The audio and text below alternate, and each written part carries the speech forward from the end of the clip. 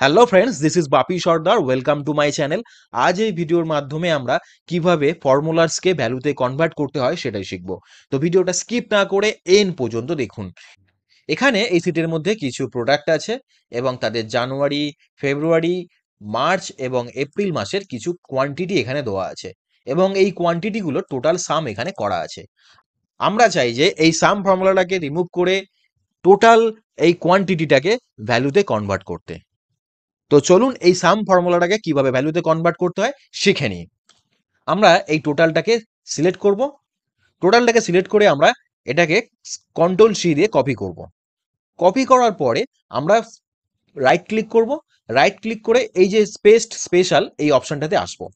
এসে আমরা এই সিম্পল ভ্যালু অপশনে ক্লিক করে ওকে করে দিলে দেখুন আমাদের এখানে ফর্মুলাগুলো ভ্যালুতে কনভার্ট হয়ে গেছে।